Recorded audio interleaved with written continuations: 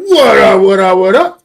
Football fans all over the world. It's your boy Mac the Giants fan here with my guy, the super dope co-host, and Costas. Y'all know what time it is. It's time for that real deal NFC East round up. Punch that intro.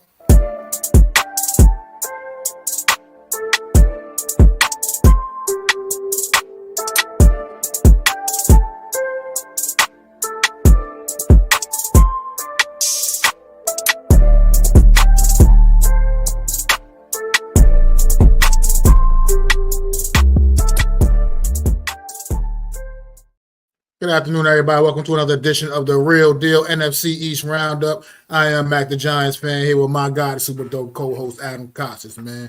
Adam, how you feeling today, brother? I'm fired up after that intro, Mac. My God, you held that last note and really fired up, bringing the energy today. I love it. But I'm doing all right. Got some old people ailments. Just my back is sore and shit. So other than that, I'm doing okay. Your friends, how are they? They're good. Everybody's good with you. Man, I'm great, man. Everything is great, man. I mean, as good as it can be. Dealing with some things, going a few things in life, but that's life, man. Everybody has to deal with those kind of things. But we're gonna keep pushing, man, and everything is hopefully will work itself out. Hey, Daniel, what's going on? What's up, Daniel, man? It's always good to see you. I appreciate you stopping by, Daniel. But let's get right to it, man. NFC East last week, whew. A week 8 to forget for pretty much the majority of the NFC East. Obviously, the Philadelphia Eagles being the only ones to come away with a victory, and we'll get to that in a little bit. But let's start right now. Let's start in Dallas, man. Went down to Denver. Found after Denver, coming off that big win against the Giants the week before in Week 7, man, and they got to stay home and host the Dallas Cowboys in Week 8, and this was a tough day for the Dallas Cowboys, man. Denver Broncos offense absolutely exploded. Dak Prescott has been playing up to an MVP level up to this point this season, but a day to forget for Dak Prescott as well.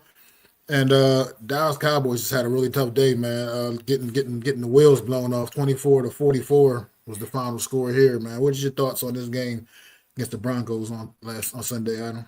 Well, I was not necessarily surprised by the outcome of the game. I was just surprised by the Cowboys' offense. I thought they'd be able to do something, being that the Giants who couldn't get out of their own way this week scored 30-something points. I thought the Cowboys would make it a little bit of a track meet, and then, the defense would succumb. This was just an overall beatdown from the jump. I think it was a game that, the Cowboys are who they are. They can beat the teams that are basically on their level, but bigger, better teams, they shows there was a talent discrepancy out there. Now, they made Dak Prescott look terrible, but when your defense can't stop a nosebleed, doesn't matter what your offense does. There's nobody that picks up the other side of the ball. If the offense doesn't work for the Cowboys, they have no chance of winning, and that's what happened. When the offense sputters with a good defense coming to town and, really shaking up that young offensive line and stifling the run and being able to match up with the corners and receivers that they got and forcing Dak Prescott into errant throws and things of that nature. Well, guess what? That's what happens because the Cowboys aren't strong on the back end. They can't stop the run. They can't stop the pass. And, they let Denver march up and down the field and, basically run all over them. And whether it was Bo Nix running or throwing, they couldn't stop anything. And I think this is the Cowboy team that we see. Like when we preview their game this week, I think that'll be a game that they can, kind of be in, so to speak. But this kind of game with what was on the line, I just think it was a little too much for the Cowboys. And let's give Denver its props. I mean, we need to really respect them. They're leading one of the hardest divisions of football right now. You obviously know they got Kansas City on their heels, and so, as well as the Chargers. So they came out and they made that game against the Giants matter, and they came out and they played basically 5 great quarters of football. Scoring 44 points in this game and They scored 77 points in 5 quarters. Another team gave up 71 in 5 quarters. So you see the difference of teams. Cowboys are going to be this team, like we said, every week. They're going to be up. They're going to be down. When they play a team like the Cardinals that they got next week, I think they'll have a better chance. But against Denver in that defense, they were not – they need a lot of work. Yeah, I mean, you hit some good points there. And I think this is a prime example of a team with a Denver. For instance, when you have such a monumental victory, in a sense, not monumental because you beat the Giants, but how they beat the Giants. Yes. You know what I mean? When you have to come off a victory like that, that just kind of gives you a boost, that a spark, like, hey, we can accomplish anything. And I mean, even leading up to when Denver played the Giants that week, one of the main keys, at least I was saying, was like, Denver's offense, defense is phenomenal, but their offense is like, it's kind of so-so, kind of stagnant. No, Bo Nix is a good young quarterback. He's not necessarily great, and it's not necessarily, you don't see explosiveness when you see Denver Broncos offense. And they, that 33-point effort against the Giants in the fourth quarter, mind you, 33 points in the fourth quarter against the New York Giants. And then just going to this next following game against Dallas Cowboys, man, and they just kept that ball rolling, except they did it for 4 quarters this time and just spread it all out, and just the offense was just clicking on all cylinders, man. Like Bo Nix, 4 touchdown passes on the day. People keep trying to put Bo Nix down, man. Look, sure, he's not the best quarterback in the NFL. Maybe he's not necessarily a top 10 quarterback in the NFL, but he's still on the higher upside. You know what I mean? As far as the top, he's still in the top half of the league. I would put him as I'm ranking quarterbacks. He'd be in the top half at least, regardless. And people just keep trying to talk about what Bo Nix isn't, and Bo Nix can't do this, and Bo Nix can't do that. What Bo Nix can do is win football games, and that's what he's been doing since he's been a Denver Bronco for the last 2 years now, winning football games. That's what it's all about. It's not about all the style points. It's not all about what looks great. It's not about all the pretty touchdown dances and all that. It's about results and getting the job done, and that's what they do. And they, like I said, I think they came into this game with a whole lot of momentum, and they just really just took it all out on the Cowboys. Unfortunately, the Cowboys defense, obviously, we know is a suspect unit, and the Denver Broncos went out there and exploited it, man. I mean, you talk about the kid, the running back, J.K. Dobbins, big day, 15 carries, 111 yards on the day. Right. Like I said, I already spoke on Bo Nix with the 4 touchdown passes at 247 yards in the air. I mean, these guys were just feeling it, man. He spread the ball around really well to his receivers. It was a clinic, man. They caught the Denver Broncos at the wrong time. I feel like I said, I think that's kind of more or less what the Cowboys happened. They unfortunately caught the Denver Broncos after coming off, like I said, what was a monumental victory the following week, man. That's the kind of thing that elevates and boosts team, man. And I think this Denver Broncos team, they have a championship level defense, and if the offense can continue to play at a level similar to what they did on Sunday, it's going to be hard to stop this football team, man. They're going to be tough to handle down the stretch. They are built for playoff football, I feel like. So they're going to be an interesting team. You say that, and they lost Patrick Surtain. So hopefully, he's not too banged up. I don't know what the status is. I do know he hurt a pec muscle, so I don't know what they're going to designate him as. But I do agree with you on the point of them meeting him at a bad time and what a win does for a team like that. People, when you do something that the Broncos did historically in an inspiring fashion on a day they're honoring one of their own, right, and you come back from behind in a way that you haven't seen in almost 50 years, and then you come in and you take it out on the Cowboys, that's exactly what they did. They found the momentum, they found themselves, and we need to start talking about them in the conversation, right, of top teams in the at least the top 4, possibly in the NFL, because their defense, like you said, is championship caliber. Their coach has been there before. Their quarterback, who's a gamer. Okay, I hate this Bo Nix slander. I feel like people just don't like the way Bo Nix looks, and they complain about it. I mean, if he were my quarterback and we were winning, I wouldn't complain. I'm like, oh man, it's Bo Nix. The kid does what he needs to do, through 4 touchdown passes. I mean, geez, like we had our quarterback now is throwing 4 touchdown passes, but before that, we would have taken 4 touchdown passes in a heartbeat. This guy is doing it week in and week out. All he does is win. He's a gamer. He's got experience. He's done a lot of things. And I think if you look across the league, right, there's 2 teams in the NFL draft that probably would trade for Bo Nix right now if they had the chance to draft him again. That'd be probably the Bears, and that'd probably be Atlanta right now because those two guys are struggling out of that class, and the other three guys are doing well. Yeah, that's right. Drake May's also doing well as well. So, but you got to put Bo Nix up there. We had this conversation. It'd probably be Jaden Daniels 1, Drake May 2, and then Bo Nix number 3 as the quarterbacks. Because if you're telling me this is what I'm getting in my production, I'm getting a playoff victory, and I'm also now getting another possible playoff berth coming down the stretch. I do believe Broncos are going to be there at some point. I mean, they're on their way at least, right? You would trade that in a heartbeat, and opposed to Michael Penix who's having an up and down year, and Caleb Williams, who also is not also put it together. So we slander this guy Bo Nix as if like, oh well, he's not. All he's doing is winning. You think the Vikings wouldn't want Bo Nix right now? They're telling you that JJ McCarthy may not be ready. Are you kidding me right now? Bo Nix, they had a chance to draft that guy. They're hurting right now for not drafting Bo Nix. They'd be probably in a better spot drafting Bo Nix. So I just want to say, the guy may not be flashy or dashy, and maybe you don't. Maybe people have a vendetta against him, and it's not the prettiest quarterback you've ever seen. But there are times where he makes throws. Like last year, he threw a bomb in a Monday night game from his own 2-yard line to his receiver, went 97 yards. And people are like, oh, well, he can't throw the deep ball. And all of a sudden, he's throwing the deep ball in that mile-high air, and it's landing perfectly in his receiver's hands. I don't get it. Like, I don't understand the Bo Nix slander. I mean, he's got his team cooking right now. And I just don't understand why people hate him so much. So that's all I need to say about that. Cowboys, they are who they are. This is what they do. Defensively, they have nobodies. They have nobody on defense. That's what they're probably going to invest in next year. They're probably also going to draft a quarterback at some point with one of these first-round picks. And maybe they trade for somebody. I'm hearing they're on the trade market for one of these guys. They do have the ammunition. And if I'm them, I'm trying to figure out where I want to go with the Cowboys right now, right?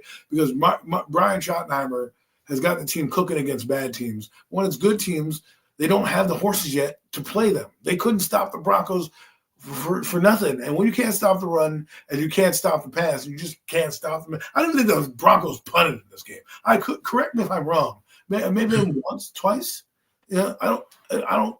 You might have the stats in front of you. I'm going to look and see. I'm going to look and try to see if I can find out. Because to me, if you can't stop anybody, that's what's going to happen to you. And just like with the team we're going to talk about later, sometimes these teams that we poo-poo on and talk about and shit on, sometimes they are really good. And we got to just give Broncos the props and know where the Cowboys are. They're rebuilding. They're figuring it out. I don't know if Schottenheimer is going to be the coach long term. That's yet to be determined. However, his team does, bounce back, and I think they'll have a bounce back game this week. But they are confirmed. No punts for the Broncos in this game. So you can't win games when you can't get off the field, right? When you don't make stops, when you don't make the other team even. I don't even know. Did they have a turnover? Did they have any turnovers? Yeah, Bo Nix threw an interception. Okay. So you got an forced interception. Probably didn't do much with it, right, in the game. I didn't follow all of it. I followed some of it, but it was such a blowout that every time I looked up, the Broncos were putting it in the end zone again. I thought, and then what surprised me?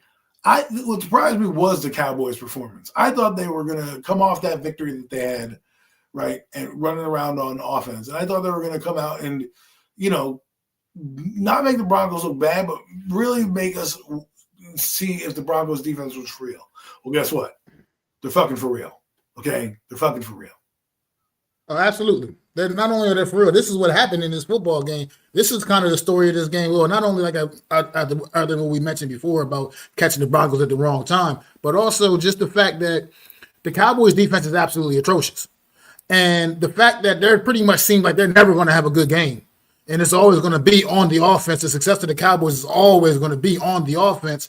The offensive side of the ball cannot have the kind of game that they had on Sunday. And that's just what happened. The offense just came and they didn't have a great game. Dak had his worst game of the season thus far. And that's it. That's all she wrote for the Cowboys. The defense ain't gonna keep you in it.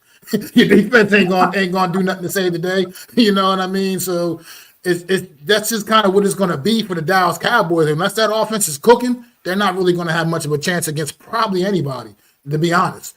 If that offense is not cooking, they're gonna. It's always gonna be a long day for the Dallas Cowboys. It just seems that way. And I don't think that's going to happen a lot of times. I think they'll be able to cook because their offense is prolific. I think they met a defense that understood how to defend them, got off the field when they needed to get off the field, and their offense continued to score, right? Even though they got a turnover. So when that happens, yeah, Dak is going to force things and he's going to be uncomfortable. And I think they had a good game plan.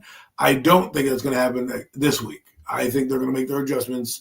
I think they're playing a far less, strenuous opponent. Then again, they could do Cowboy things, but I think their one Cowboy game of the year was Carolina. I think the game coming up this week, they'll bounce back. You'll see. I think their Dak understands it, but like you said, if they don't score and make it a track meet, they have no other way of beating you because their defense is so atrocious. It's not like the defense is getting stopped. It sounds like another team that plays in the same conference. Actually, it sounds like three teams that play in the conference. The defense is pretty weak, and they can't stop anybody. And unless their offenses rise above everything, these three teams are going to have the most trouble. And I know you know who we're talking about. So it's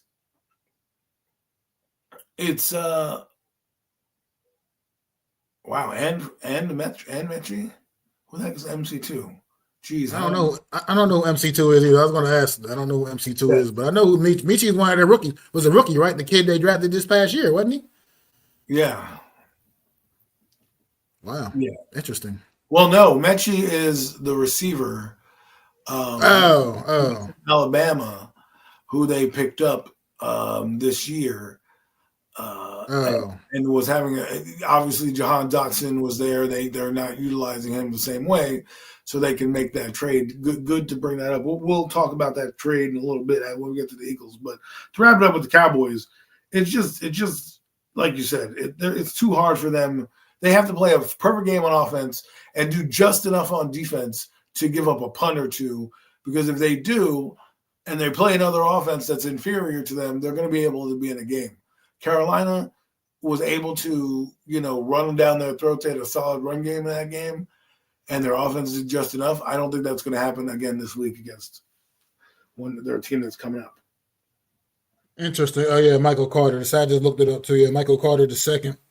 Well, that's Howie Roseman and the Philadelphia Eagles doing what Howie Roseman and the Philadelphia Eagles do. Never resting on their laurels, always looking to improve, looking to make things better, man. That back end, they've had some issues with that kind of corner two spot. Not really feeling very satisfied with what production they've been getting, and they're looking to maybe find some kind of an upgrade, man. Possibly, I'm not sure if that's the role they're bringing them in to fill for sure. I don't really know. But I would assume they'll probably be in the starting lineup or in the rotation at least. They're trying to get back end help. Cooper DeJean is a good slot receiver. Quinyon Mitchell is pretty good. So if they bring in MC2 and he does anything for them, it'll help in the back end with their pass rush. It's basically, either way, Cooper on the inside or outside, however they want to do that. He's been playing phenomenal football and allow them to be a little bit better on the back end and, get stronger. But again, let's just wrap up the Cowboy game real quick, and then we'll jump. Once we get into them, we can talk about the MC2 trade and how it may benefit the Eagles.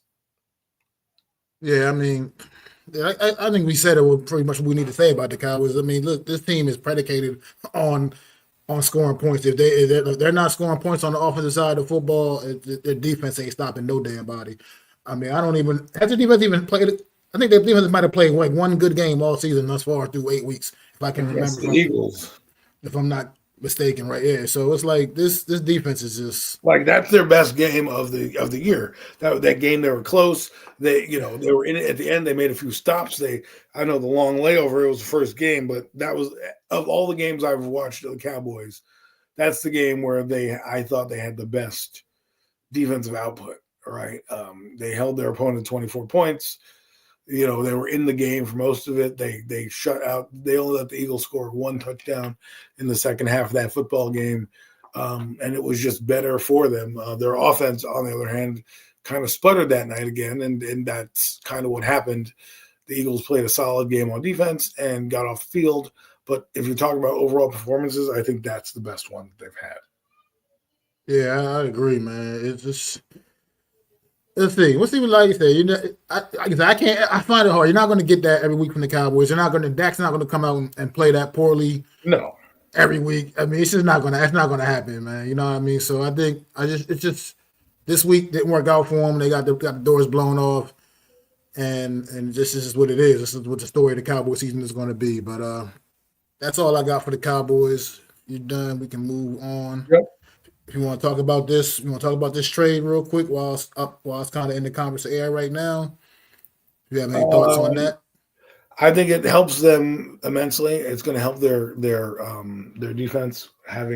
You're basically getting better with one addition because you're getting to get a guy moving to a better position, and Cooper DeJean moving to the outside. He's right now in the slot, even though he can play a slot. You get a guy that now can play a slot. You're upgrading two positions with one trade, which is a good trade for them. The Jets get a receiver. They need some receiving help. Clearly, they're in rebuild mode. They're in sell mode. Obviously, they probably didn't want to they probably called for Sauce, and they got a different guy. Obviously, the Jets, who spent big free agency money on the Baltimore corner, who's not that great, obviously, told Carter, hey, listen, we're not utilizing you enough. We can get at least a 7th round pick, and basically the Jets are gearing up for. They need ammunition because they're going to need to move up for get a quarterback in this draft. So they're going to need all the picks that they can get to throw in that deal when they need to move up. So getting another receiver is not bad for them. Getting a corner, what did I tell you? The rich get richer. And guess when he comes in? During their bye week. So he comes in during their bye week. There's no pressure to play this week or next week. So basically he can come in. He can get acclimated with his team, acclimated with the facility this weekend. Get put up in the hotel and whatever he needs and his housing done, and bang, then he can jump right in next week, right in and start game planning. So I think it's a good move for them right during a time of rest for them, and they're getting guys back like Brandon Graham, Cooper DeJean. They're getting some of their linemen back. I spoke with AK this morning. I said this is the best team that makes adjustments, and they already just made one, right? And I feel like this is where they're going to ascend in the second half of the year. So, but we'll get to them in a little bit and how it's going to get a little bit more detail and how I think it's going to affect the defense overall. So, to me, the trade, which makes it brilliant once again for the Eagles, is because you have a player that's as talented as Cooper DeJean that can play both positions. Now, the only thing I'm going to miss is, as a football fan, is the fact that I believe Cooper DeJean was like the best slot corner in the league already as it was. Like he was, to me, the best at that spot to me in the league as it was. I mean, he's phenomenal. He was a playmaker at that spot. I mean, he's everything we wish Drew Phillips was in a sense, as he's the overall package. You know what I mean? Like, not to knock. I'm not trying to take a crack at Drew Phillips. Drew Phillips just doesn't have the whole total package like Cooper DeJean. You know what I mean? He's not a liability in coverage back there. He gets the job done. I mean, he'll get up there and make a stick and make those tackles. You know what I mean? He's good. He's a good blitzing from the corner spot.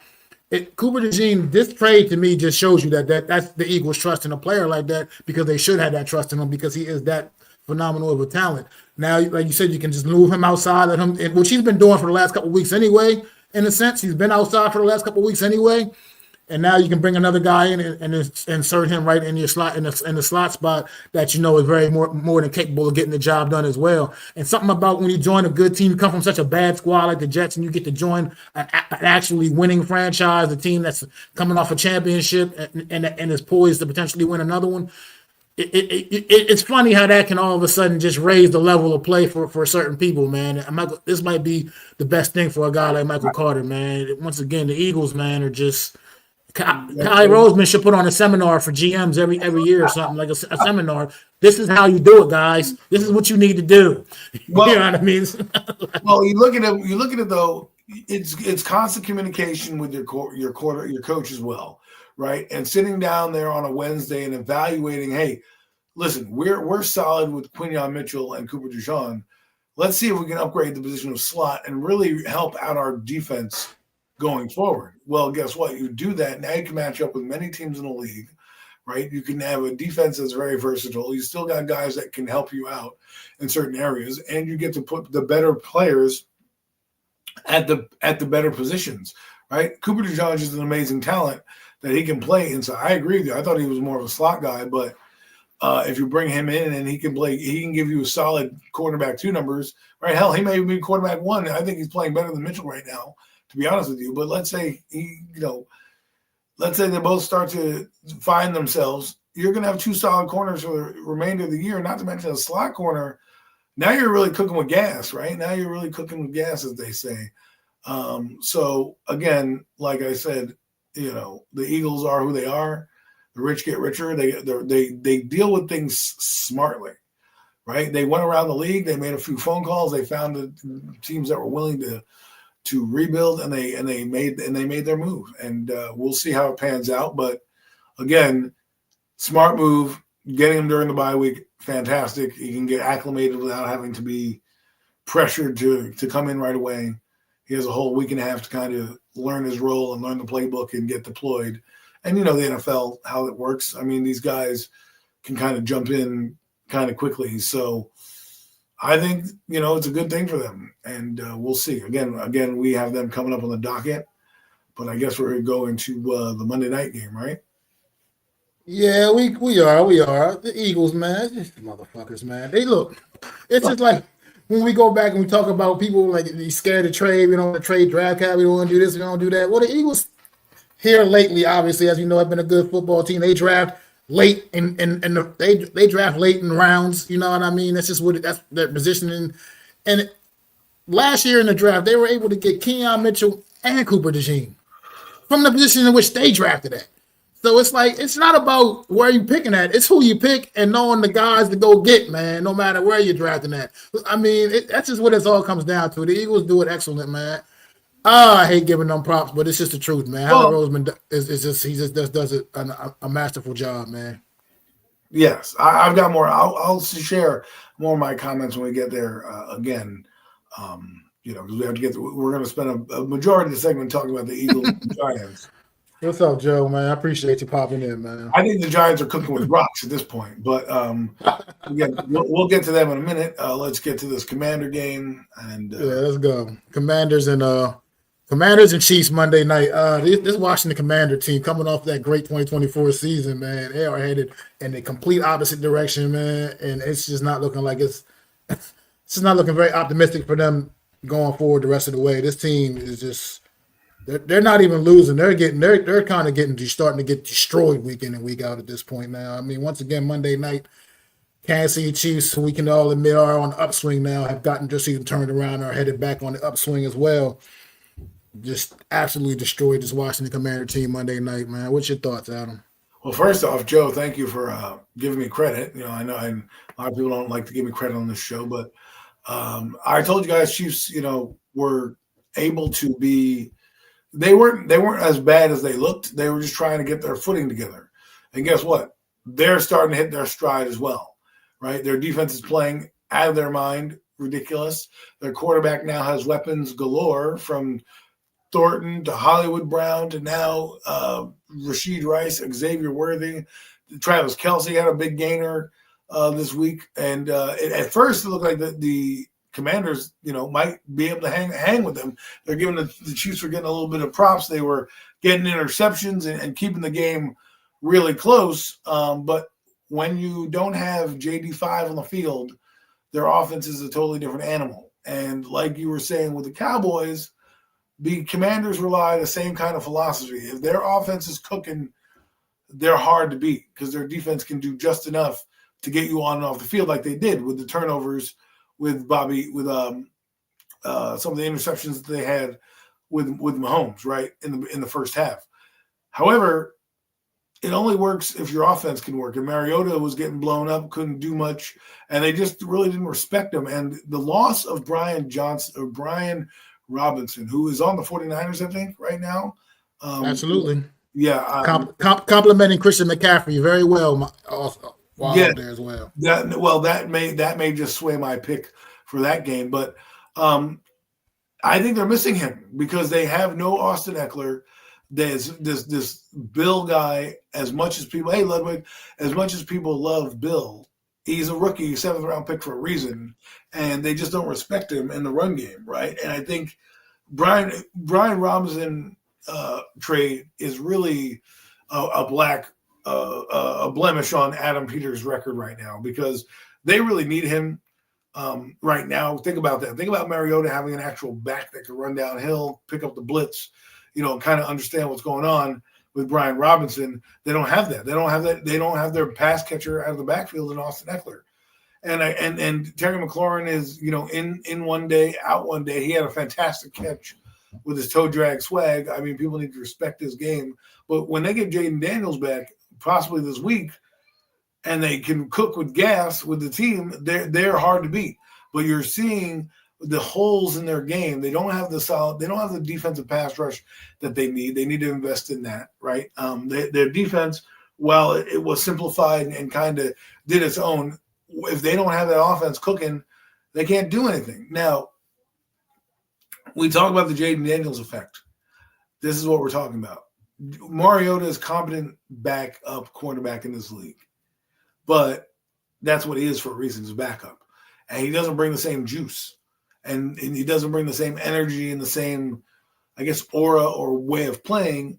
And so it's hard for the Commanders who, when they get into games like this, the dam breaks on them. They bend, but sometimes that bend but don't break. Sometimes the defense breaks because they just don't have the horses to hang. And Mahomes found it, and he was cooking. And you saw how potent that Chiefs team can be. Absolutely. And I mean, great points once again, following you up, man, just agreeing with everything you just said about this Washington team. Great analogy to the Dallas Cowboys in the sense that the offense ain't cooking. This defense is a flat-out liability, point blank and period. And I'll take the Marcus Mariota point. Like you said, I think part of the reason he is the backup in Washington is because you don't have to necessarily drastically change the offense when he has to come in, you know what I mean? Because him and Jaden Daniels can, athletically can do some similar things. Right. But Jaden Daniels is just exactly who he. Yeah, JD5 is who he is. Marcus Mariota, like you said, is a backup for a reason. It is what it is. But as far as the running back situation, I got a comparison that it just sticks in my mind where Washington made a mistake with the running back situation with the trade, a premature trading of Brian Robinson Jr. is kicking him in the ass. Now, granted, this young guy, Bill, Ja'Cory Crossing-Merritt, he had a couple of good games to start the season off, a couple of little sparks to look like he was a real steal for a seventh-round guy, and it still might play out that way. I mean, the young man is still a good young talent, not just writing them off. But these last few games or so, it's been really, he's been non-effective and just he's been non-existent completely. And it reminds me a little bit of like the New York Giants a couple of years back. The spring, the summer, they fell in love with. Remember one Mr. Trey Hawkins, the cornerback, came out, got the starting job week one, starting cornerback across opposite of Deontay Banks. Came out with 2 rookie starting cornerbacks that season, and Trey Hawkins proved that he's not that guy. He's just not that dude. Didn't he get injured this year? I thought he was doing well in the preseason this year and got injured. He got cut. The Giants released him, didn't they? I thought he was one of the when they did the final cuts. I think he was one of them. Well, I know he got injured last year. I think he made an interception, got injured. But yeah, that's what it is. You relied on you made a shitty move. I don't know why Brian Robinson Jr. didn't do anything to be traded. I don't necessarily know why you did. The thing is this. You didn't evaluate the situation properly because you couldn't tell me that when you're sitting in that draft room and he comes up, this guy on the 7th round, you're like, you know what? He's better than Brian Robinson. Like, you talk about the run game. I think it's also hurting JD5 not having Brian Robinson Jr. because he was a respected runner in the league. You know what I mean? He was a power back. He had some respect, and that means defense have to account for him when you play him.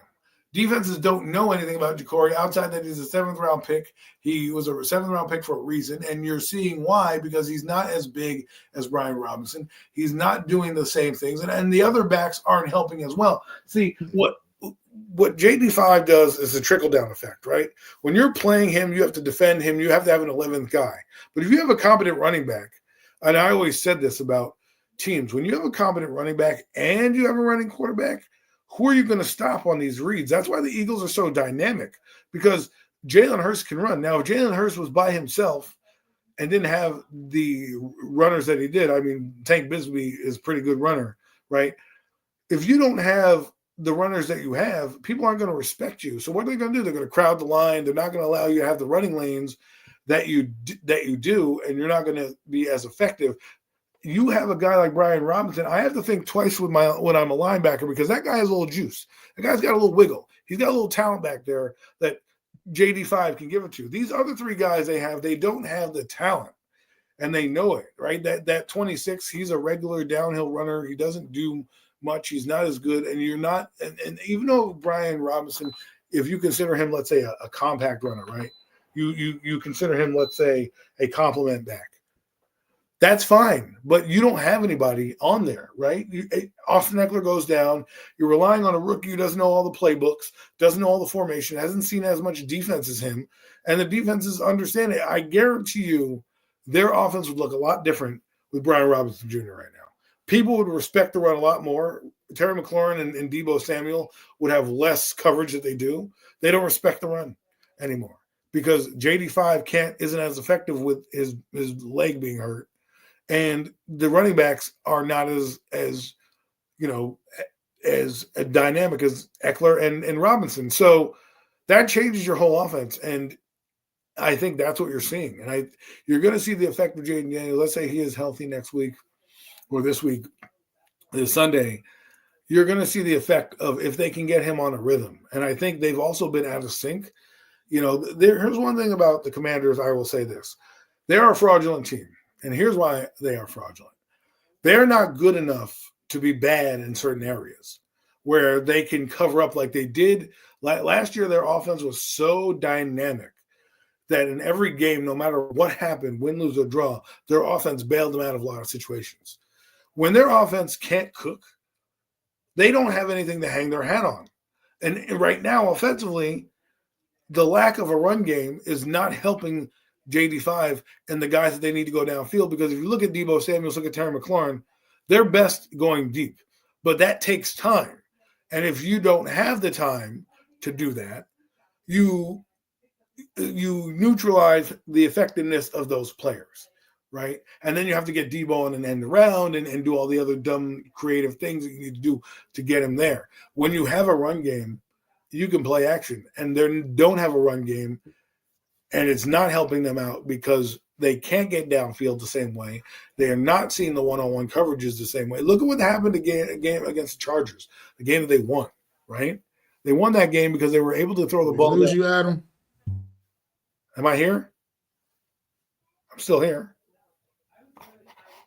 Are you frozen? I guess I lost you. You're frozen on my end. Let me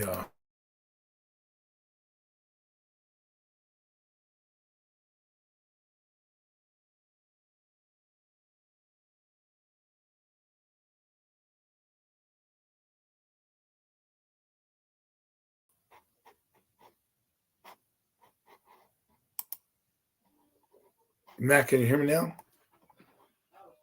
I can't hear you. Let's see if this is going to bring it back. I got to come back. Come back. Well, ladies and gentlemen, we're having some technical difficulties. I don't know why. That's what happens when you're streaming. I don't even know if you can hear me right now.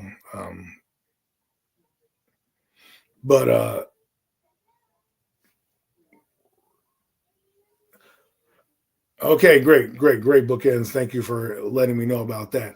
So anyways, like I was saying, when you have an effective run game, JD5 is more effective, and you get the linebackers to hesitate. When they're not hesitating because they don't believe in your run game, you don't get the lanes on guys like McLaurin and guys that went downfield. I was saying in the Charger game, they were able to throw the ball downfield because their run game was effective. So Mac. I apologize. I had a little technical thing. I froze up. My computer just went. Did its own. Had a little mind of its own for a second. And I left thinking that it was things, but yeah. But anyways, the point is that when they don't have a run game, they can't do nothing, and they just have no offense in general. And it was a big it's a big mistake, and we have to just point that out. I mean, and I think it's really hindering what they're doing overall because they don't have enough talent to overcome some of the problems that they're dealing with, and their defense clearly has a talent problem. It really is. I mean, Dan Quinn, you come in and your defense is this bad. Sure, they were effective in the first half, but it obviously you saw without their offense picking up the slack and kind of changing that, it doesn't allow you to do anything. And I think part of that is the run game, and I think feeling the effects of Brian Robinson Jr. I mean, I agree. Like you said, these guys with the run game thing, it just sticks out to me because Brian Robinson Jr. was that kind of guy. Like they got these same running backs.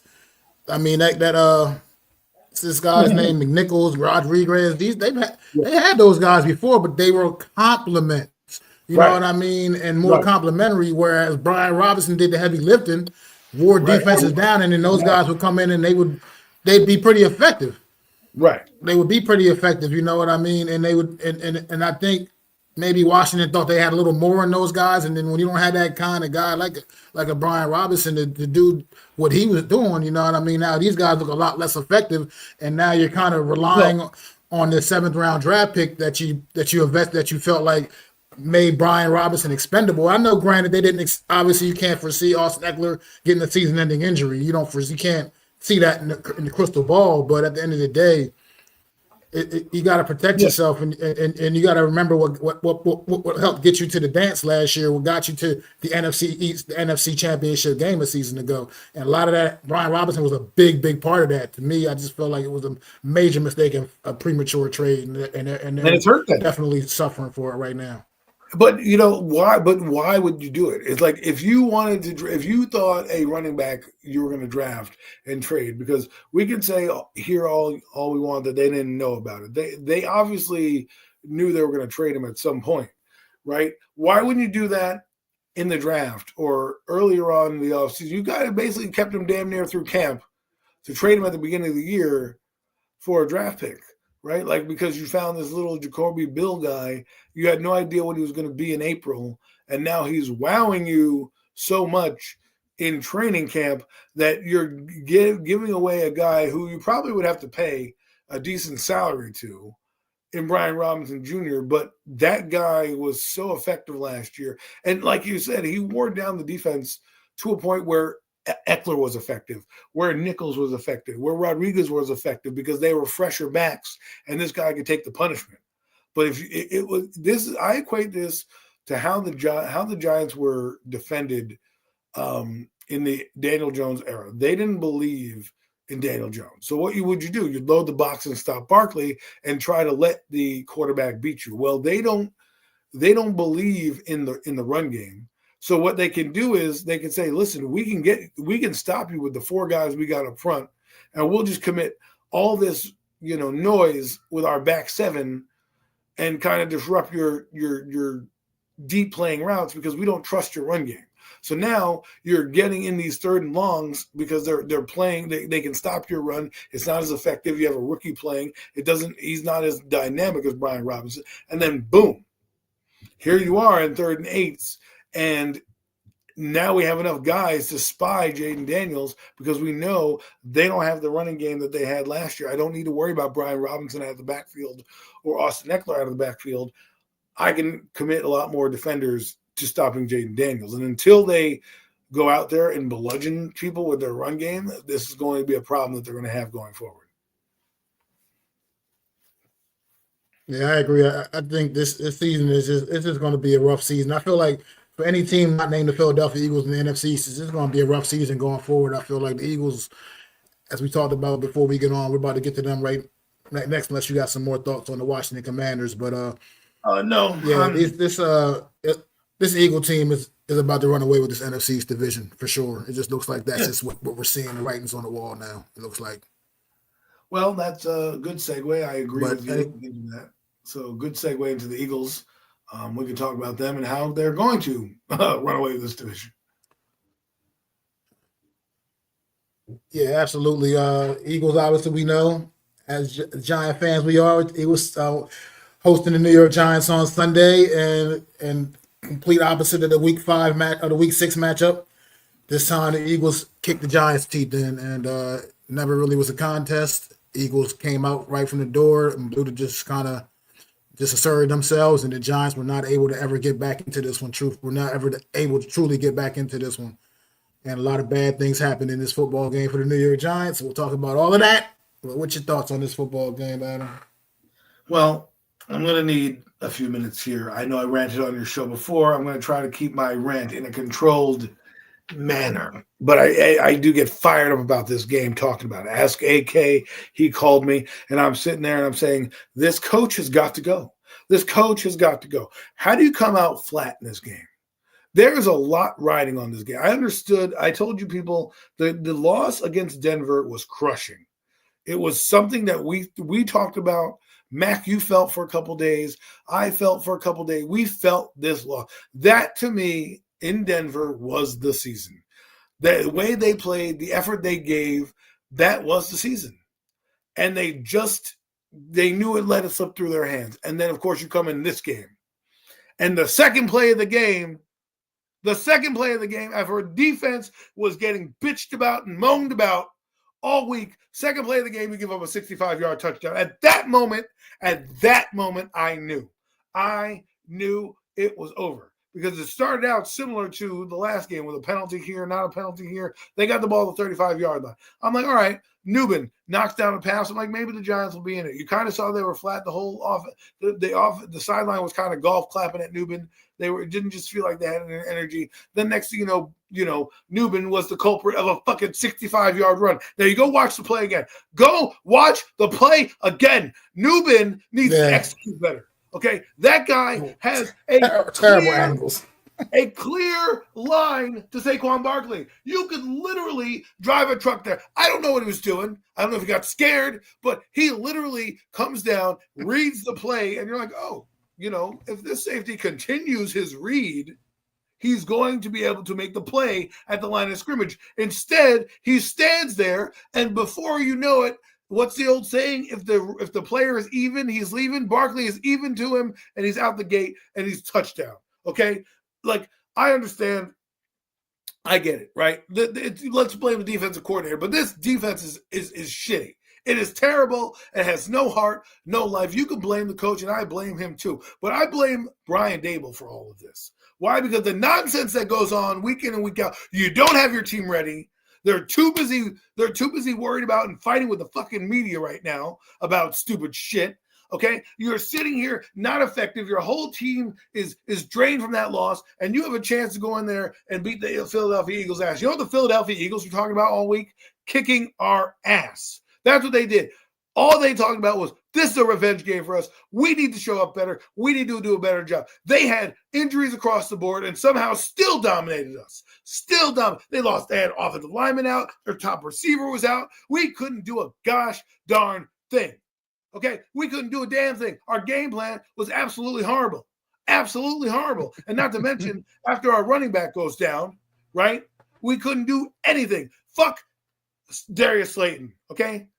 Fuck Darius Slayton. Okay? I'm done with that shit. That's it. I'm done with you. All right? Wan'Dale Robinson. None of these guys aren't elevator type players. They can get boxed in and boxed out. They didn't do that much on defense. They didn't really blitz. They just held their lanes, their rush lanes, and were effective and made tackles. We couldn't do shit. And I don't want to hear about the refs. Okay? They were shitty. The refs were shitty the entire game for both teams. Okay, if you don't remember, the Eagles had a penalty, then they didn't have a penalty, and even in that, like, what the hell's going on? They were an atrocious group. I hope they never do a game again. Maybe the FBI will look into collusion. I don't know, but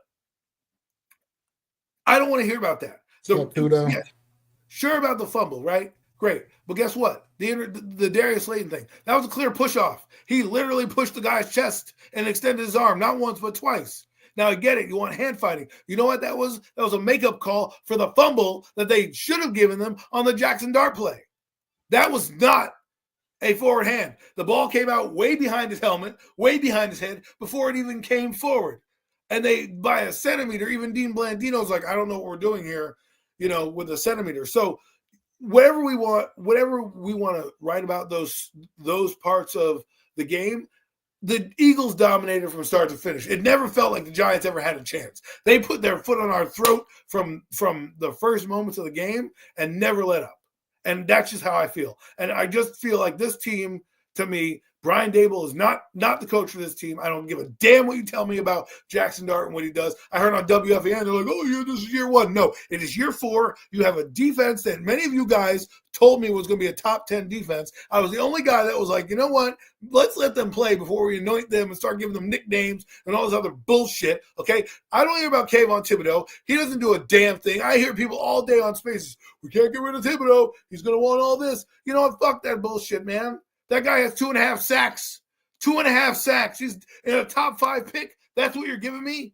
2.5 sacks? You don't give me turnover-worthy plays? Sure, that fumble from the tush push. Guess what? That's them legislating that into the game. It should have been a fumble. It was not a fumble. They stopped the whistle. Whatever the case may be, move on from that. And Brian Daboll, why are you challenging a play when they already told you couldn't challenge the fucking play?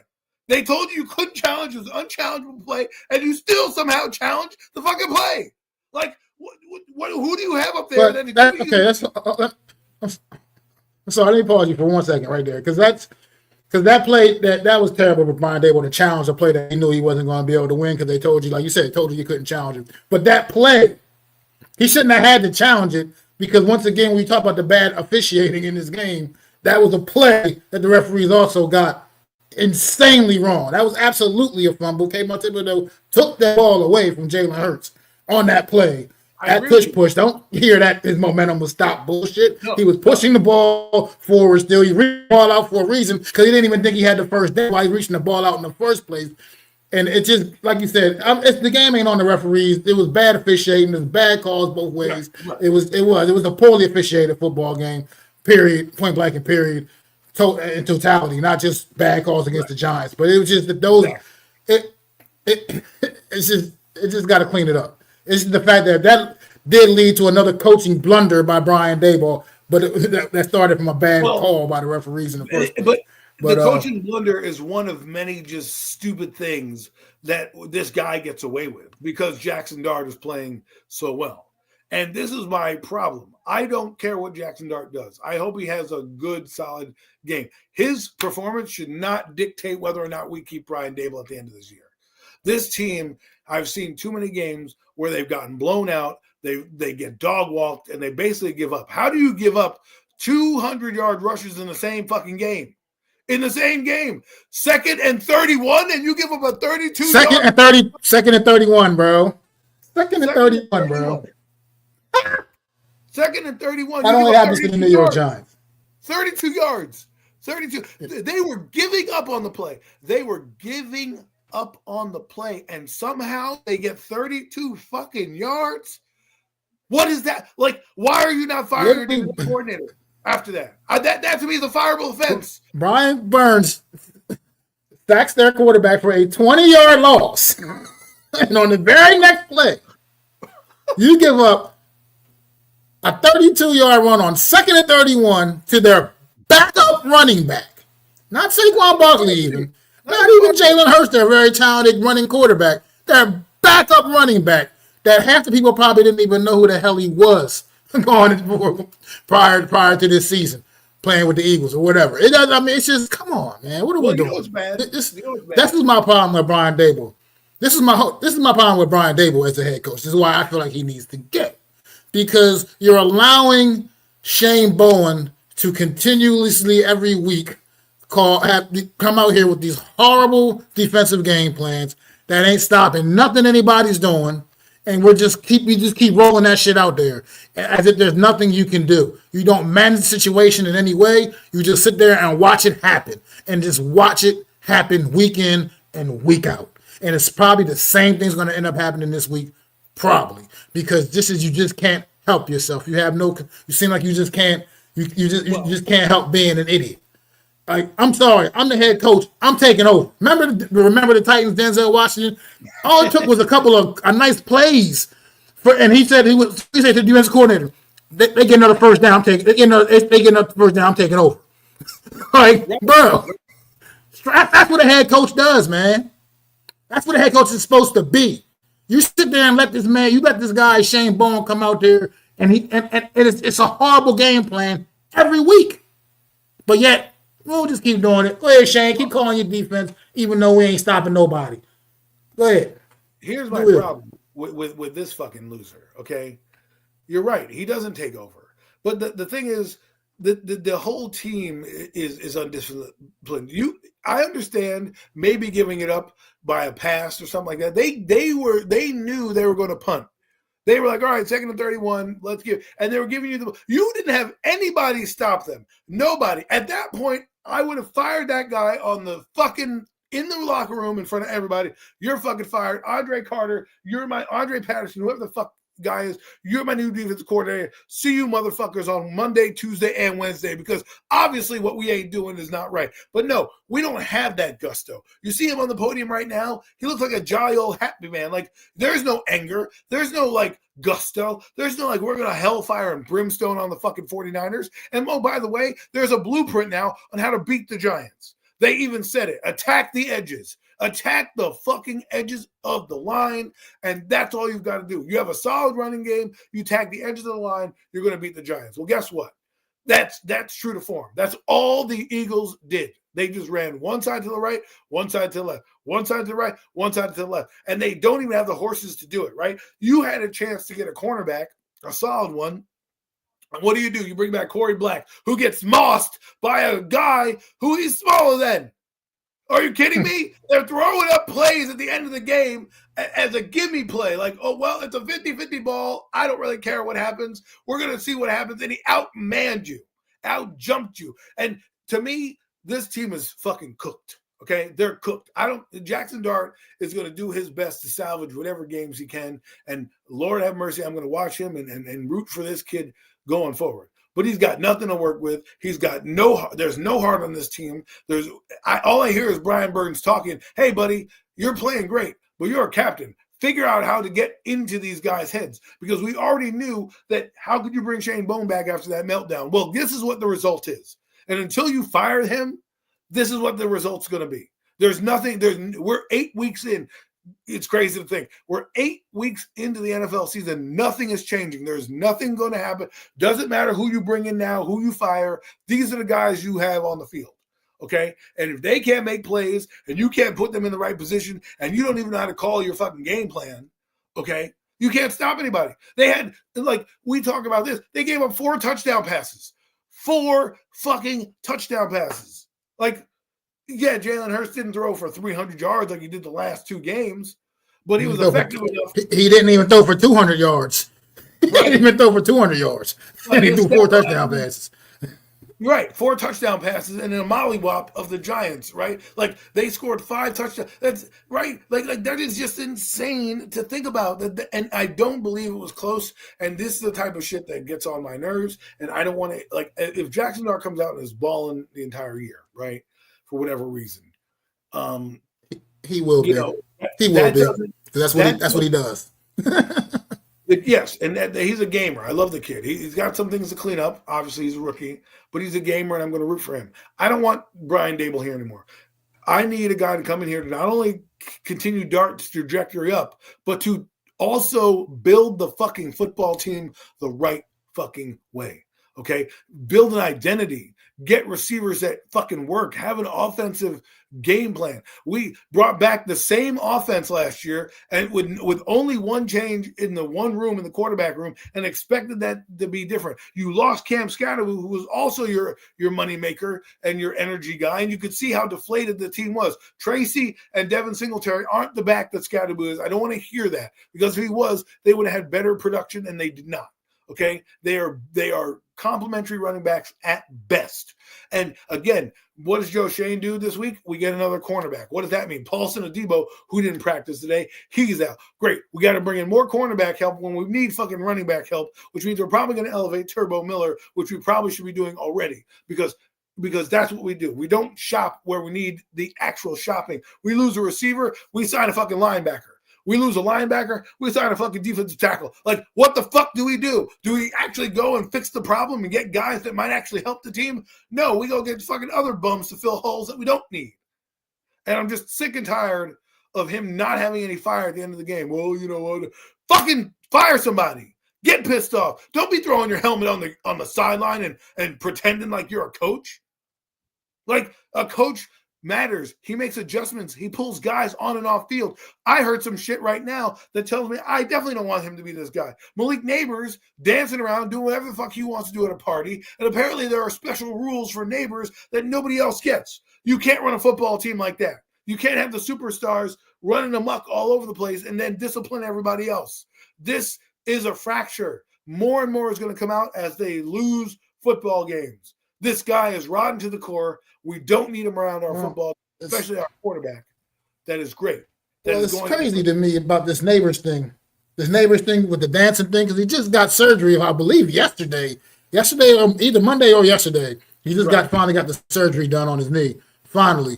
And be out dancing around. I mean, I get that it doesn't make you completely immobile from like walking around and stuff, but you shouldn't. Come on, it's not a good look to be out dancing around, partying when you can't, when you can't even come contribute to your damn team right now. On the field where you truly needed, where you would truly be needed. But at the same time, he's a young kid. Somebody's got to talk to him and let him and try to get him to understand. He is a young, very talented young man. Hopefully, somebody can get into his head a little bit and get him to understand that, some things you just don't do. You know what I mean? As far as the Cam Scatterbull injury, go ahead. Well, let me just close the neighbors thing and get into Scatterbull. The Neighbors thing, I'm not really worried about the dancing. I'm worried about the rules that I heard that he has or doesn't have, and the rules that everybody else. That reeks of McAdoo and what he did with Odell, and certain players got privileges and other guys didn't like that. It fractured a locker room. And now you're starting to see it right now with Dexter Lawrence talking to the media, everyone talking to the media, everyone's now pointing fingers, and Carl Banks is calling people out. Like, this is a fucking mess, okay? And I just wanted to just call that out, that if you're having those different rules for players, it means you're losing your locker room, because you can't govern like that. You really can't. Go ahead about Scatterbull. No, I definitely agree. Yeah, the Scatterbull injury is devastating to this team. Like you said, he brought an energy to this offense that like you saw even in the results in that game. Now, even if he hadn't got hurt, the way that game played out probably wouldn't have been much different of a result as far as the win-loss. Probably would have been a different type of game still, though. So Scatterbull was that guy, man. He's just going to keep pounding and pounding and pounding. And look, he already did. As a matter of fact, he did score a touchdown on the day before he got injured. Who knows if he would have put another one in the end zone or something, just made some more plays that mattered, that would have had some kind of an effect on this football game. And like I said, the energy got sucked out of that building when Scatterbull went down, man. He took it like, as good as anybody could. He, got the thumbs up while he was getting carted out. He got the surgery Sunday night. Surgery was a success. He's on the road to recovery. But then you get this news about the news that came out today about the injury being even more serious than originally diagnosed. You know what I mean? Like the ankle dislocation, said an open tibia fracture, ruptured deltoid ligament. I mean, I'm not a doctor, but it just sounds like that's a lot of recovery for Scatterbull, man. All we can do is hope and pray that this young man can get back to full strength. Oh, that shit look. You saw it. It looked terrible. You saw the immediate reaction of the players on the field as soon as it happened. The players on the field on both teams, the Eagles and the Giants, both were just like it had an effect on them. Absolutely, it was one of those kind of injuries. The replay was it what? Was it a hip drop tackle to you? The hip drop tackle. You know that? You think it was? You know what it is. I don't know. I want to look at it a little closer. I wouldn't necessarily think so, man. I don't necessarily think it was. I just think it just kind of this football, man. Shit happens, man. I remember even back in my playing days, man, it was a guy, my boy right next to me. He was my right guard, man. My left guard right next to me. I was playing left tackle. He was left guard, and somebody fell on his leg, and his leg broke, similar to what you saw from Scatterbull. It was devastating right next to me. And I mean, it's tough, man. It's a tough look, man. But like I said, we just hope Scatterbull can can recover. I haven't heard anything about this being some kind of career-ending type of injury yet. So He's hopefully he can already in the recover building wheeling himself and he can be around. ready to go next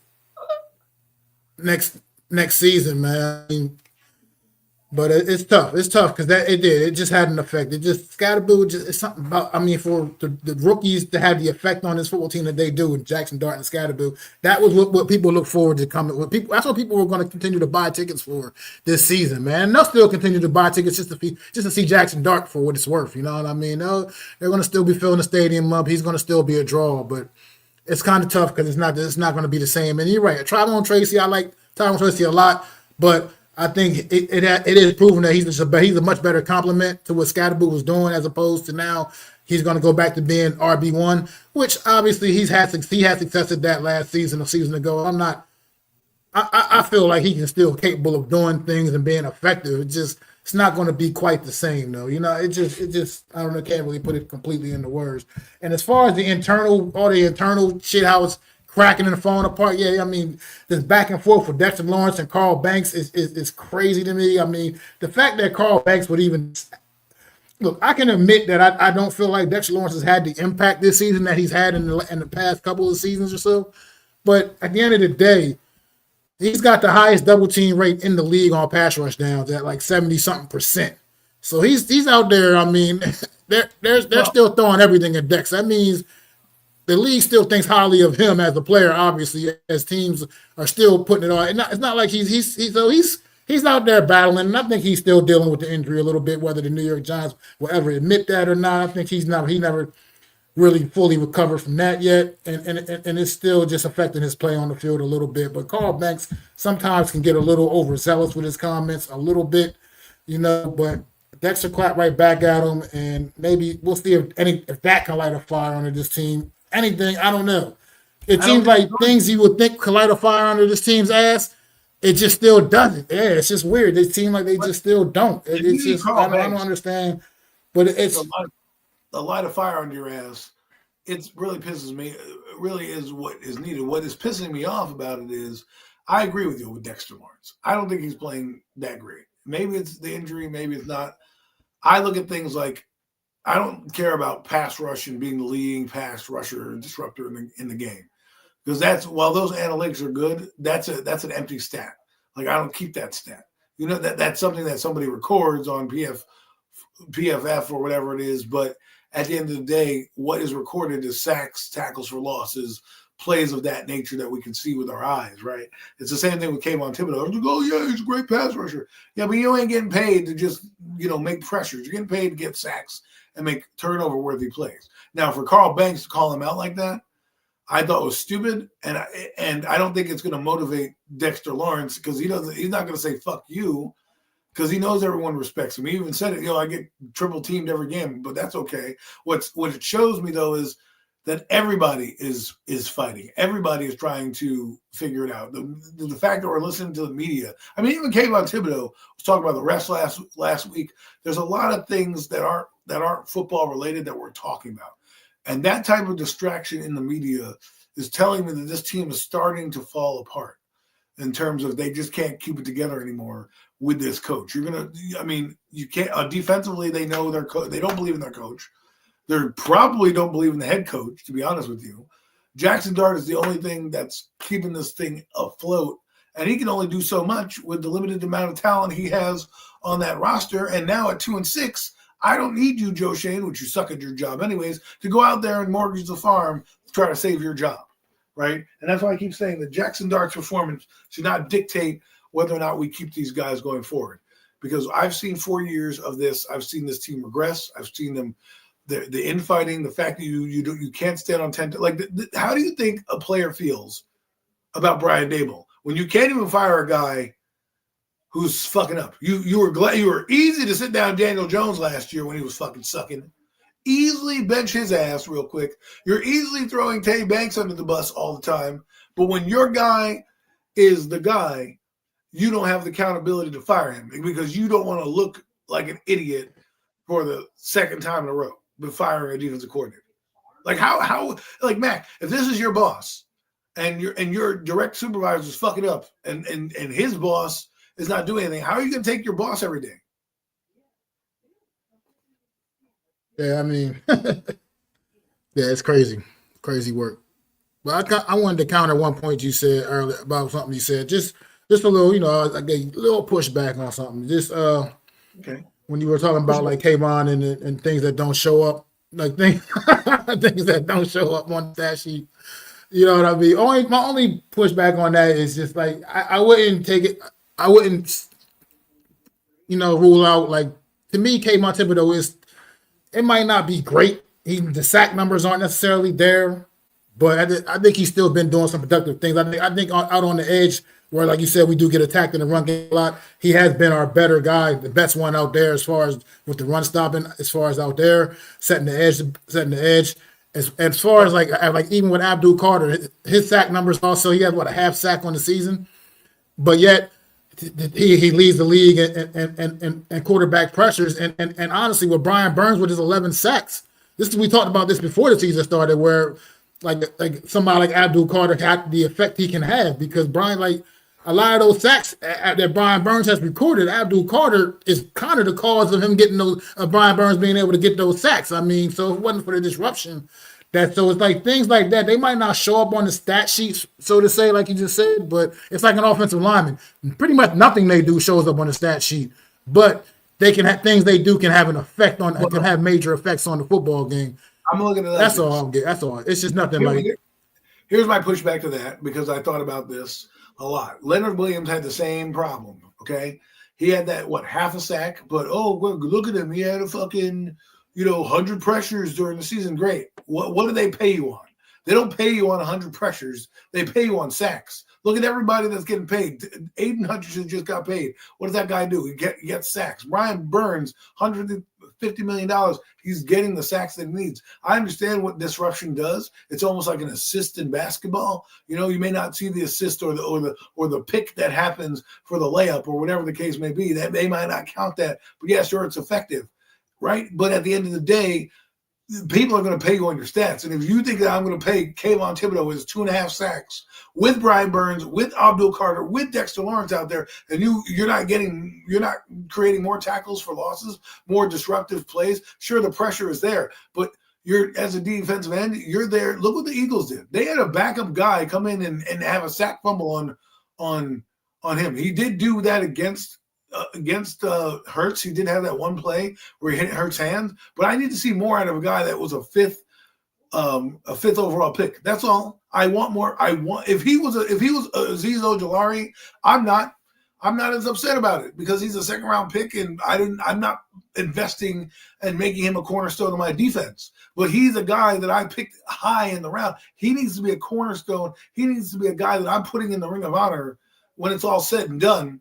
In there, right? A Barkley type, a guy that every week I can rely on. I'm going to get the 11 sacks a year. Now, there are still a lot of games left to be played, but I'm just saying this is a guy that I believe people are overrating a little bit.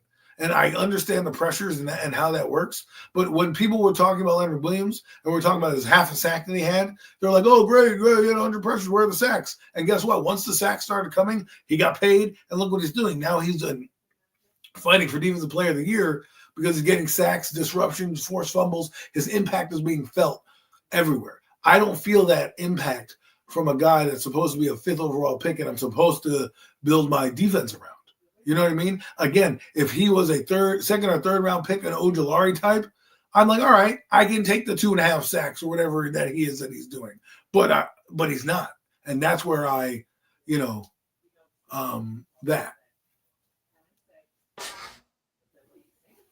I feel you. I mean, look, I feel you. I just think that. I mean, I feel like he is doing a lot of more under the radar things, and I think it's kind of getting a little glossed. Though that's all. That's just my opinion. How much money are you willing to pay? Like I said, I think he's played.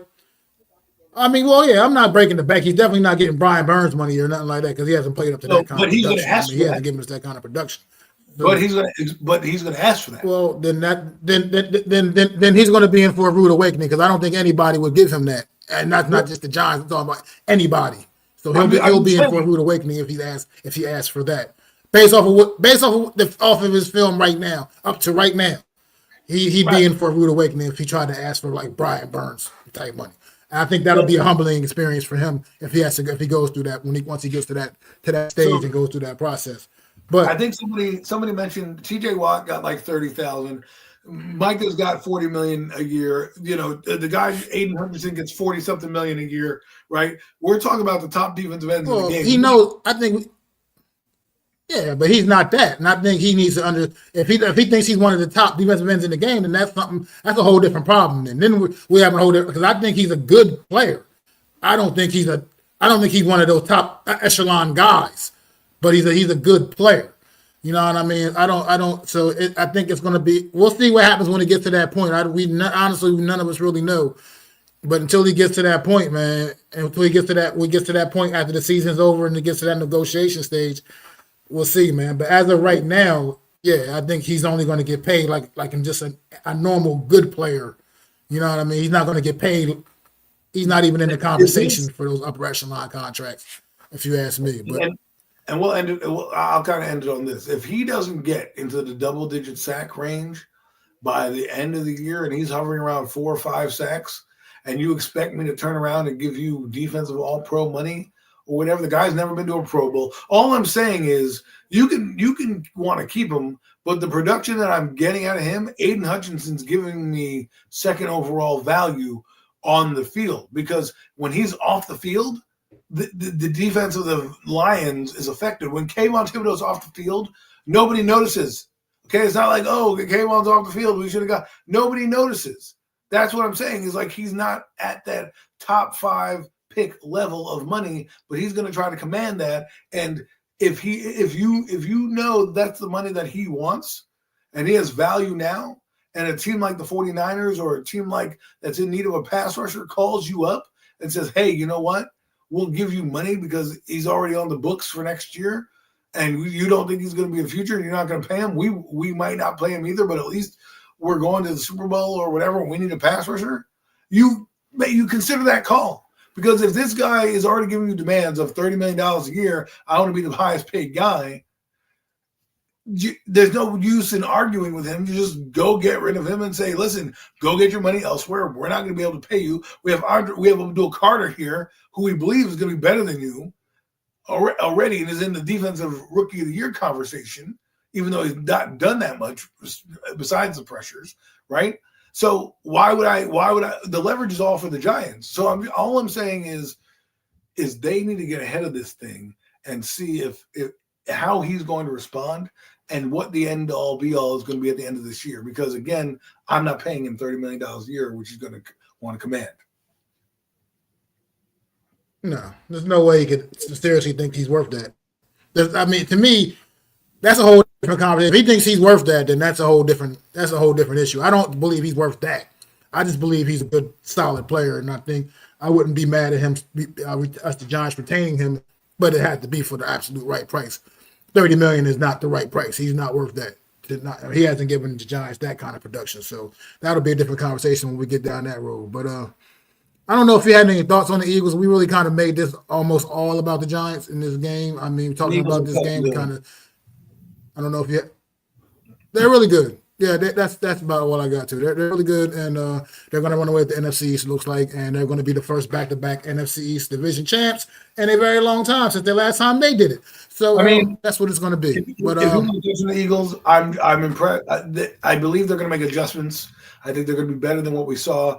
They weren't even playing their best football. They end up winning their 6-2 record, right? You got to think. The next 9 games, they're at worst they're 6-3, so that puts them at 12-5 at the worst. So that's where I think they land, and that could put them in the top echelon. They're definitely going to win the division, but at worst they're going 6-3 down the stretch, which will still put them at 12-5.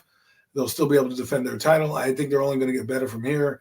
I think they figured out a lot of things against the Giants, and they're only going to get healthier and stronger. So good teams are good. Not much to say there. Bad teams are bad. Right now, no Mets, I would say no to that number 2, based off of what I've seen, everything I've seen. But he could play up to that number, in my opinion. He could at least, that's a number he could probably at least play up to, depending how the rest of this season goes. But like I said, we'll have to cross that road when we get there.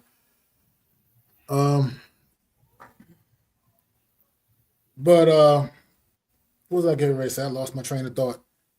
Let's I guess if we're done with this, we can talk about some of these games this week coming up. Eagles on a bye week, so they get the week off to rest in their laurels. They will still be leading the NFC East no matter what happens. No matter what happens this Sunday, the Eagles will still be leading the NFC East come week 10. Well, So 3 games. It's pretty insane. let's talk about it. 4 games against So let's talk about it, man. Who the Cowboys playing this week? The Cowboys got the Cardinals on Monday night. Cowboys on Monday night against Arizona Cardinals. How do you feel about the Cowboys against the Cardinals Monday night, Adam? I think this is a game that favors the Cowboys and what they do well. I think their offense is going to bounce back. This defense is not as stifling as Denver, and I think they'll have some success. And I think the Cardinals are falling apart. It's unfortunate because they had so much promise, but I think they're going to be able to score points. But I just don't believe they have the track meet that they're going to encounter with the Cowboys. And I think the Cowboys are home, so I think it's going to favor the Cowboys this week. So I'm going to lean this week. I picked the Cowboys to lose to Denver last week. I do believe. I could be wrong, but I feel they're going to. This is a team at 2-6. Where they match up with well, and I think they can win on a late field goal, something like that. They got that. No matter where they play, whether it's in Arizona or Dallas, I just think they're not going to have 2 back-to-back stinkers like they did offensively, and they don't face a defense that they saw like the Denver. So, yeah, I'm going agreeing with you fully. Cowboys here. I think what we're going to see down the games in Dallas, they're hosting the Cardinals, and I think what we're going to see is the Cowboys offense come back to life after a terrible week last week. Dak Prescott coming off the worst game of the season so far. I think he rebounds in an impressive way, gets back to that MVP form, which he's had put on display all so far throughout this first half of the season. And I think the Cowboys win this, and not only win, I think they win it big.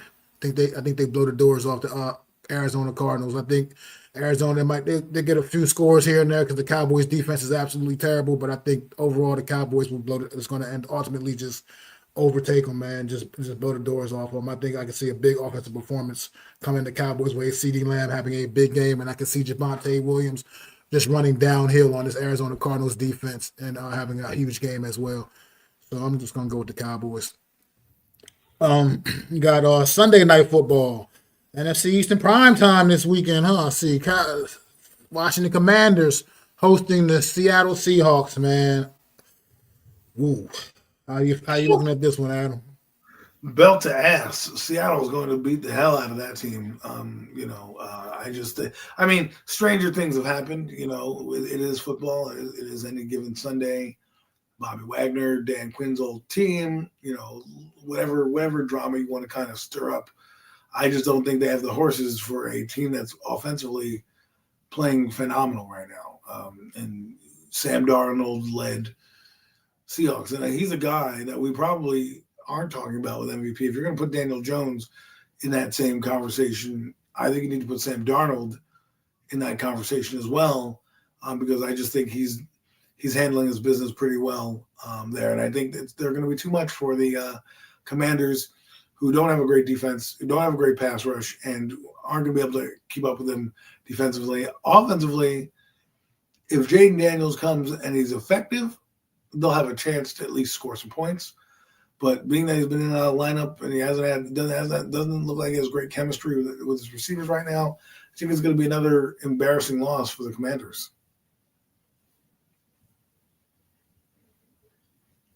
I feel a lot better about the Commanders if I knew for sure whether Jaden Daniels was going to play. I mean, with him getting out there, having Terry McLaurin back, that definitely had an impact on the game. They had a special connection, especially last year. They haven't really had a chance to get that connection going this year, obviously. But just the unknown and what we've seen, this Commanders defense in particular, even though they're at home, Seattle having to make that long trip all the way across the country, I still think Seattle's playing really good football. JSN is just, he's if you don't know, guys, he has ascended to top tier status in the receiving category in the NFL. Man, that guy is definitely up there amongst all of the league's best now officially. And Now we see why they had really not much problem trading off DK Metcalf to the Steelers, as we see with the things that Jack Smith and Jigma is doing out there. So I just think it's going to be too much what Seattle's doing right now, man. And I think the Seahawks are going to win this one as well, man. But one more to talk about here. We got the Giants hosting the San Francisco 49ers, Adam. You tell me what you got, man. I don't have much faith in the Giants. I really don't. It's tough to root for this team. I'm going to root for Jackson Dart. I do believe they will have a chance in this game. The 49ers are banged up, but the 49ers are also a 5-3 team. They beat teams like the Rams. They've beaten some, the Atlanta Falcons. They've beaten some solid teams, and people don't realize how good that Texans defense was last week. They were number one in the league in a lot of categories. They overwhelmed that team, but it's not like they can't come in here and do stuff. I think Kyle Shanahan's going to have those boys ready. I do believe that CMC and Brian Robinson are going to have a field day. And I think they're going to keep the game very simple, play effective defense. I don't know if they're going to have to – I think Robert Saleh is going to have a solid game plan, even with the injuries. I still believe this team is going to come out fighting because they know that they probably – should have given a better showing against the Texans, who, again, were playing for their season. You don't know what that does to people sometimes. D'Amico Ryans also, it's old stomping ground, so he has a little bit of familiarity with what Kyle Shanahan does, so that did help them last week. And I just think this team doesn't match up well with the Giants and what they do defensively. The Giants' defense doesn't stop the run. This team's a strong running team, even with the injuries, and that's what scares me. And Mac Jones and Brock Purdy are both effective quarterbacks. They don't need, and in this game, against the Giants, probably not going to have Paulson to be Debo, probably not going to have Javon Holland, going to have probably some miscommunication back there with all the new guys that you're trying to get in. And while the Giants may put up a fighting spirit, I just think it's going to be too much CMC and too much Brian Robinson Jr. for the Giants to hold up. Well, I'm going to disagree here because I think this is where we're going to see what Jackson Dart brings to the table, man, and what he's brought to the table, especially at home thus far this season, has been nothing short of spectacular. And I think we're going to get another one of those performances, man. I just think Jackson Dart's going to come out and it's going to be explosive. He's going to make a lot of plays. I think Tyrone Tracy is going to be effective against his banged-up 49er defense. I think you're going to get even maybe a couple of surprising performances out of some of these very subpar receivers that the Giants have. And I think Jackson Dart's going to be a big reason to that. I think the New York Giants do. I think the 49ers have done some good things, and they're kind of playing above the numbers as far as, they're playing a little better than you would expect, especially some of the things they're dealing with. But I just think this is one of those games where, I think they're not really truthfully that much more superior to the New York Giants, honestly. I don't believe so anyway. I just think they've gotten some breaks that have gone their way this season, and hats off to them for that. Because part of that is taking advantage of the opportunities you get. This team does that, but I think Jackson Dart has played phenomenally at home. He has yet to lose a home game, and I think he's not only that, he's played absolutely great at home in front of the home fans at MetLife Stadium. And I think he's going to continue to do that this week against the 49ers as well. And I think they get an upset victory here against the 49ers. I think he gets it done. I just really believe in what I see in Jackson Dart. And I think they're going to win this one for Cam Scatterboo, man. That's their guy, man. And I think they're going to go out there and do it for him. I really believe that. I really believe. Yeah, I mean, all that stuff works in the movies, I guess, but we'll see. Because they could have done that for him that game. I understand where you're coming from, and I don't think Dart's going to play bad just because I don't think the Giants are going to. I think it's their defense that's going to let them down. I don't think their offense is going to let them down. I just think their defense is, with this running game coming in, Kyle Shanahan's not going to be stupid. He's going to be like, well, they got Barkley. Barkley had 100 yards. I can throw screen passes and really feature the running backs. And we have terrible linebackers and things like that. So if they don't figure it out, and I just don't trust the coaching staff. I'm excited for Dart. I think he will play well. I think he will move the football against this banged up team. I just don't trust our coaches to put us in a position against a team that needs this game more than we do. The Giants season is all but over to me. They're playing, if they win any games, it's house money, but it's all but over to me. And I'm not saying they have to lie down for anybody. I don't believe they will. But I just believe that Kyle Shanahan Mac Jones will keep you in the game, right? He's going to throw a pick here, pick there, but their defense is feisty, and they have been. And, all I'm saying is until that defense, which gave up 71 points in the last 5 quarters, can ratchet it up, it's good. It might be a tough day at the office. And I don't doubt that Dart's going to be good, but he's working with a deck that's not stacked, and I hope it works out for him. I get it, but it's the same deck he's been. It's the same deck he's been working with. Honestly, for the most part now, minus Scatterboo now. But other than that, it's the same deck he's been working with. And at home, you've gotten even good performances out of Wan'Dale Robinson, and now so I just feel like it's something. I don't know. Maybe it's something about the energy at home. It's just been something different. This team has been a different team at home since Jackson Dart's taken over.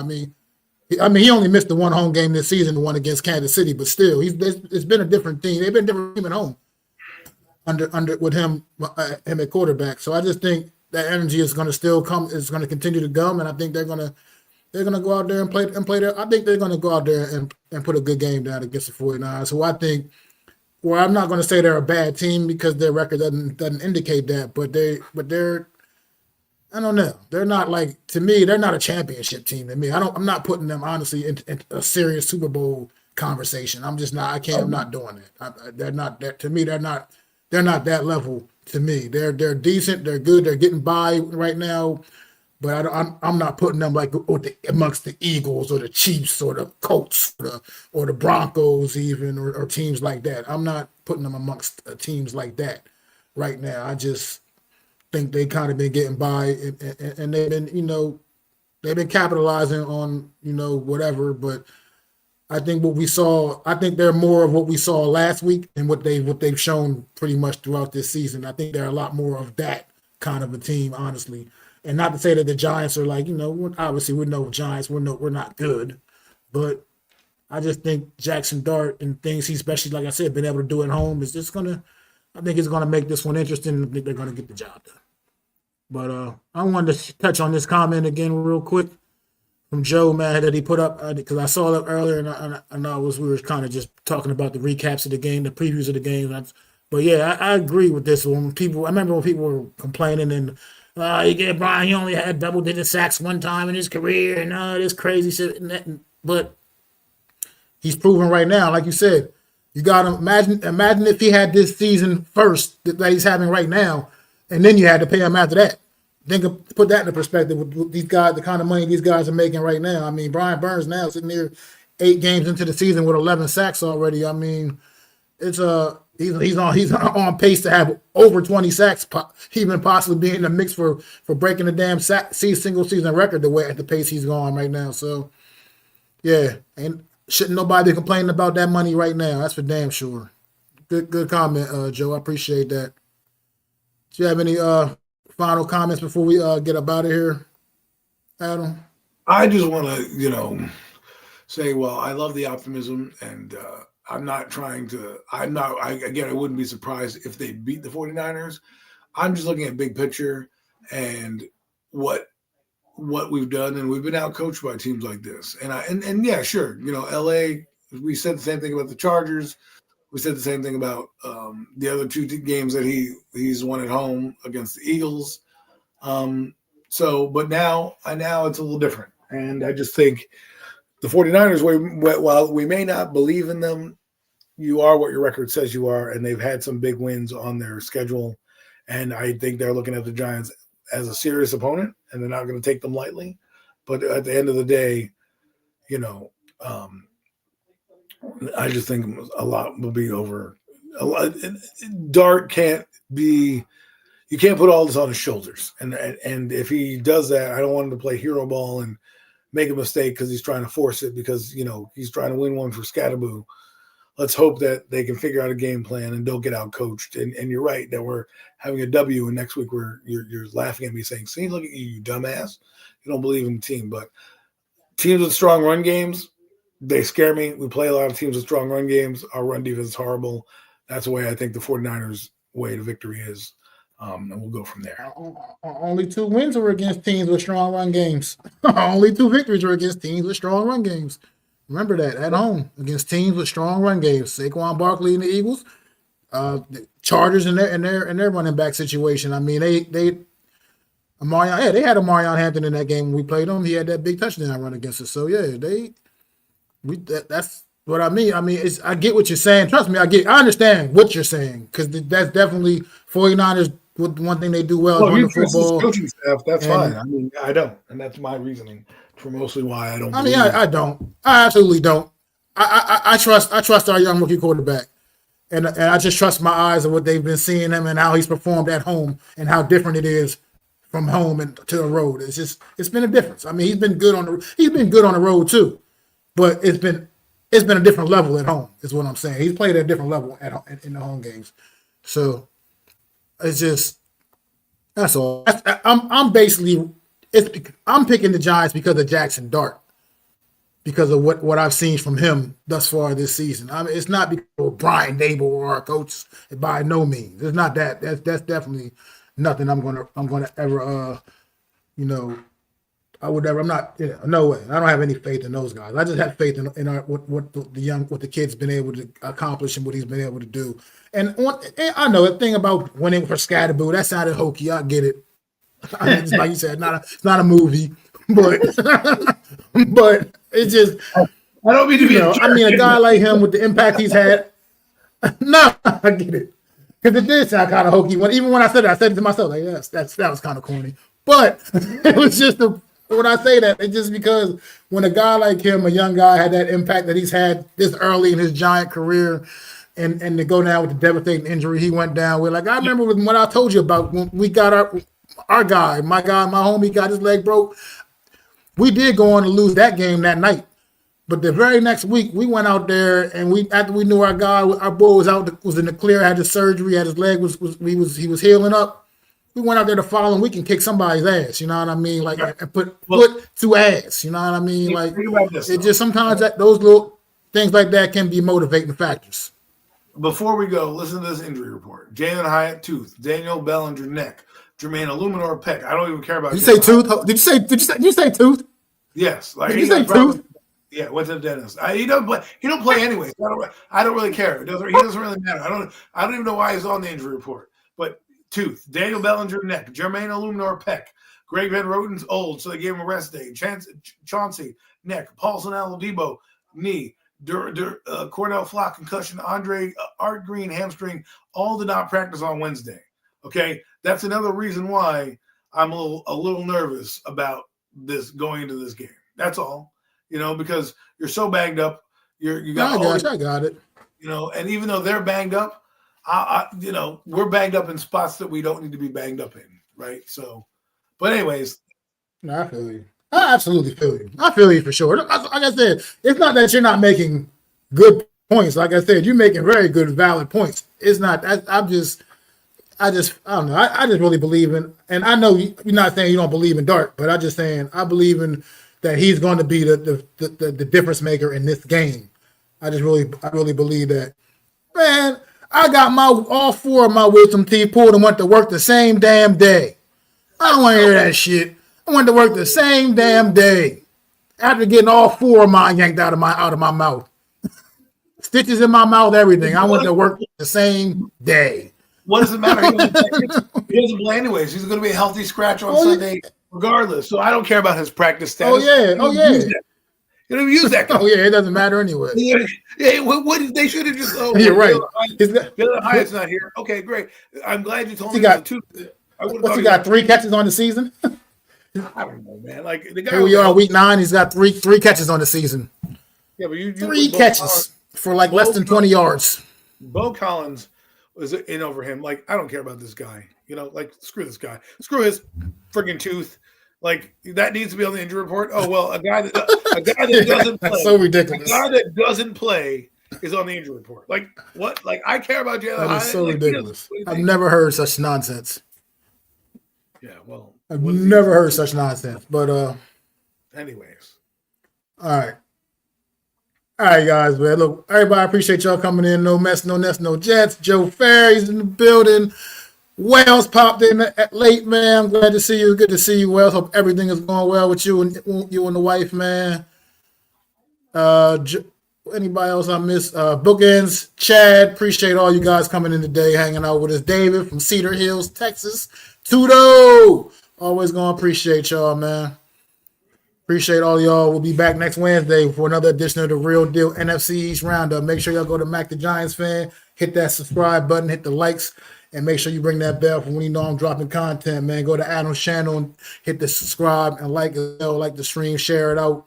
Hit the ring the bell for when he's dropping content as well. Go to the Hardcore Sports Network and do all of the same stuff, man. So keep supporting the Hardcore Sports Network as well.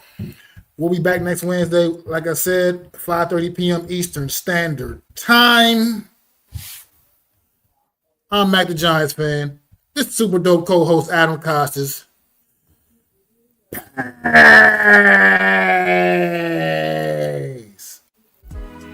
I'd like to thank you all for listening. If you was feeling this, please take time to subscribe and smack them likes. Feel free to drop a comment. Let me know what you think. Don't forget to ring that bell so you know when I'm dropping new content. It's your boy, Mac the Giants fan. You can find me on Twitter, YouTube, and Facebook at Mac the Giants fan. That's MACDA Giants fan.